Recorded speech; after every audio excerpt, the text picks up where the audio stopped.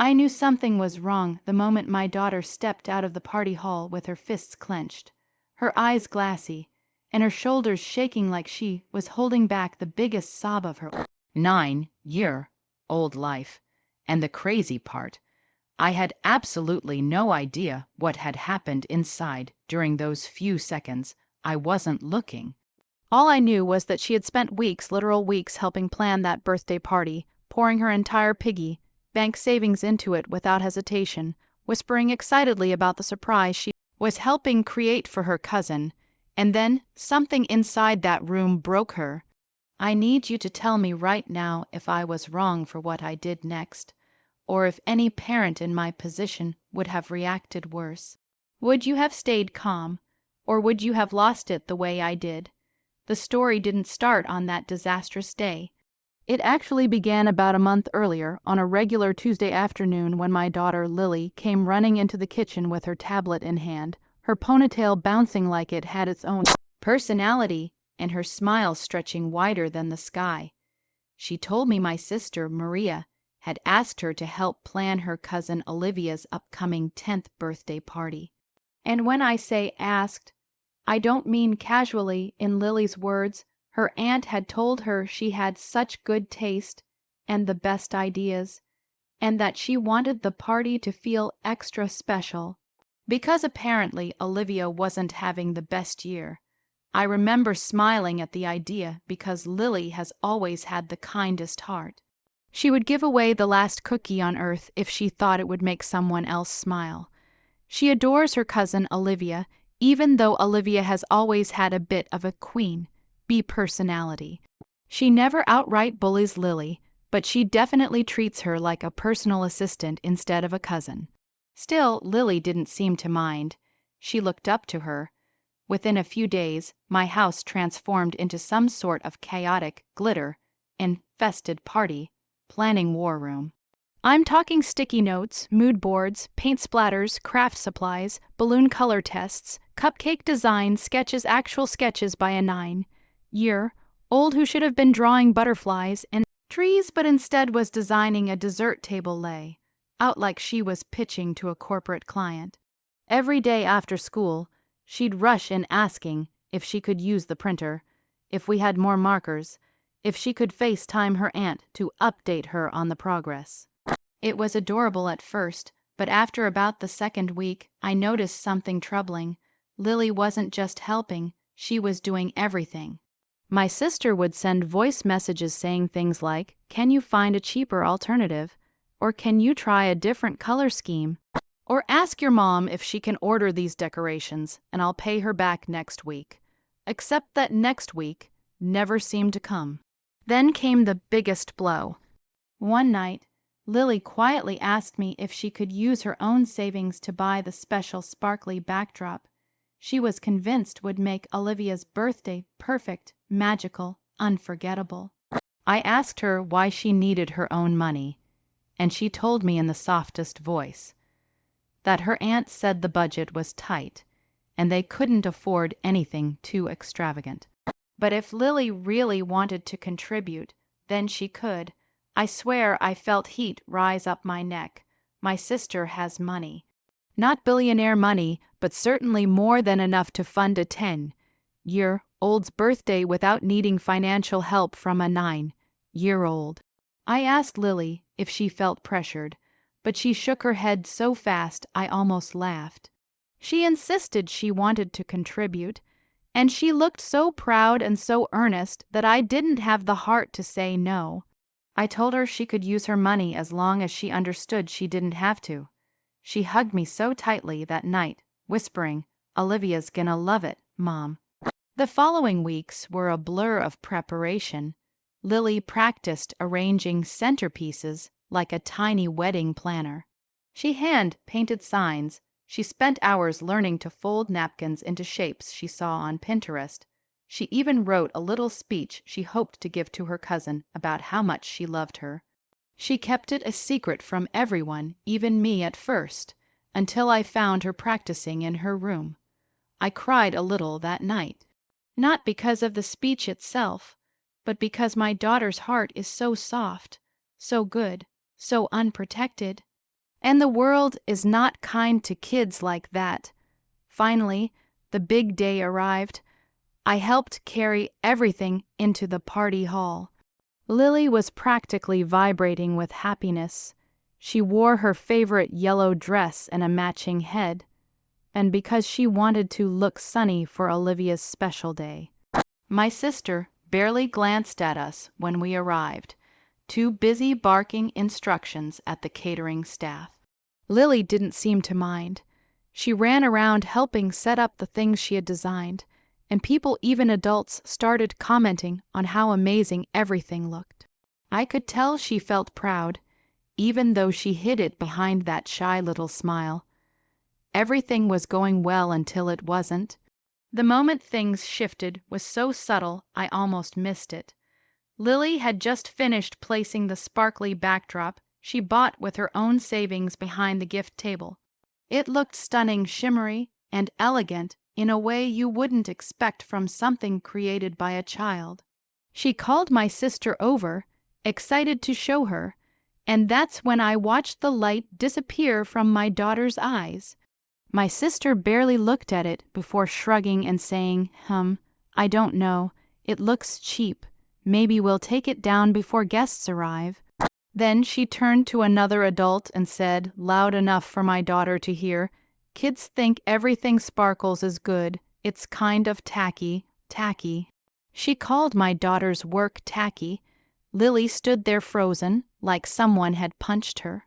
I walked over, ready to say something, but Lily grabbed my sleeve gently and whispered, "It's okay, Mom. It's her birthday. I just want her to be happy." I bit the inside of my cheek so hard I tasted blood. But that wasn't the worst part, not even close. Fast forward to the moment that broke everything.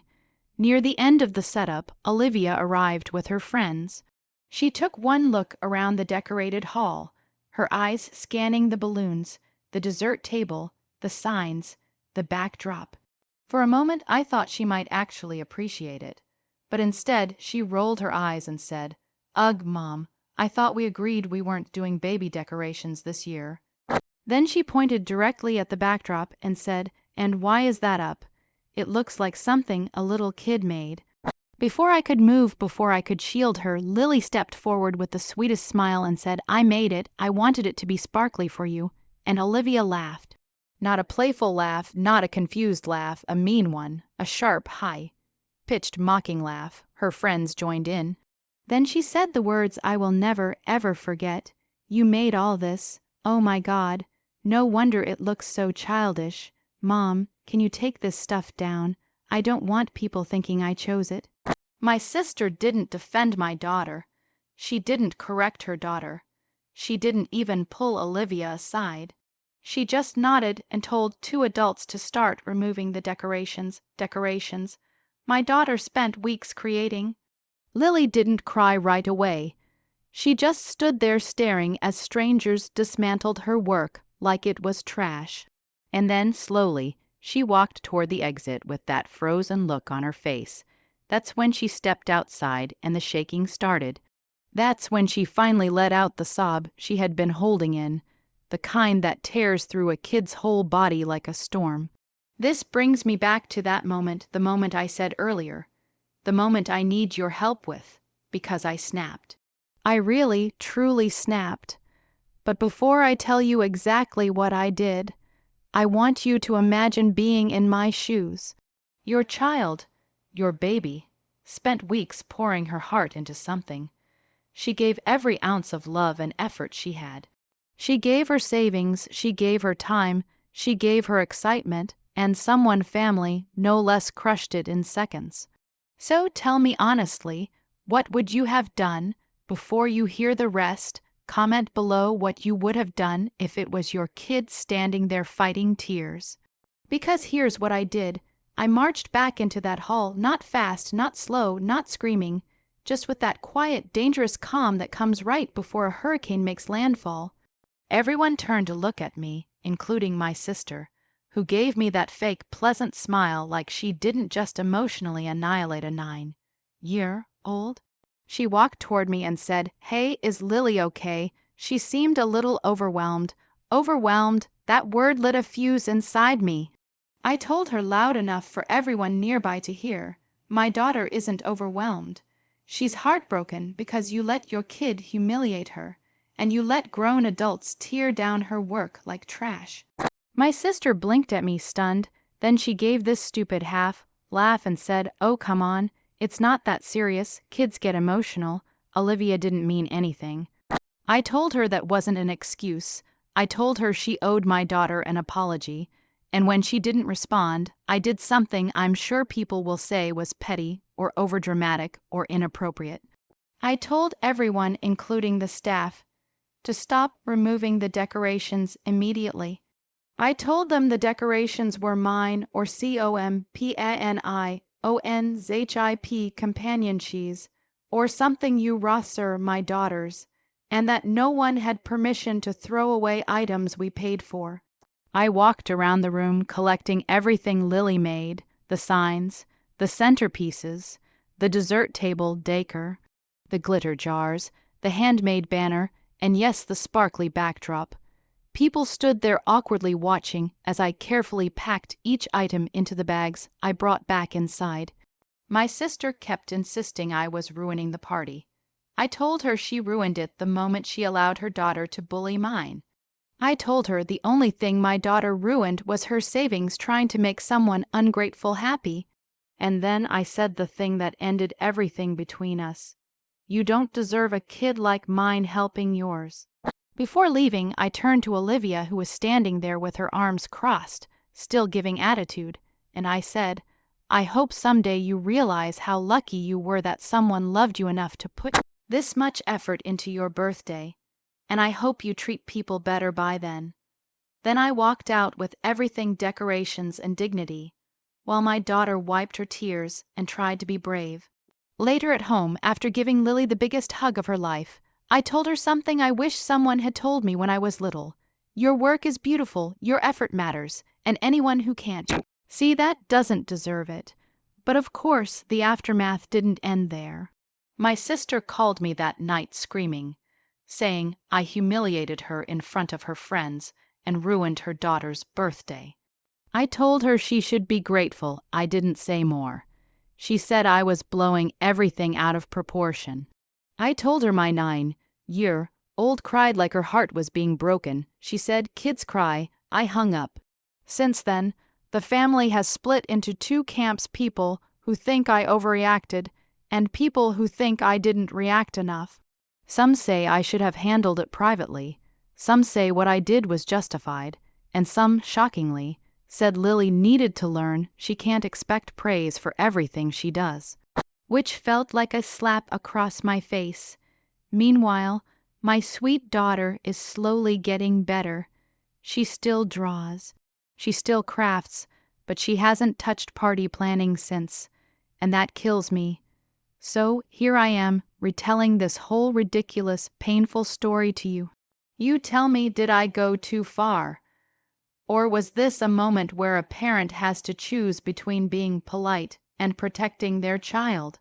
At the end of the day, all I wanted was for my daughter to know that her kindness is not something to be taken advantage of. I wanted her to see that her effort is not disposable. And I hope desperately that I did the right thing, because I never want her to believe her hard work is worthless just because someone else fails to appreciate it. If you were on my side, hit that like button. If you think protecting a child's heart matters more than protecting someone's ego, then subscribe for more stories like this. And please let me know in the comments, what do you think of this whole mess? I really want to hear your thoughts. I'll see you all in the next story.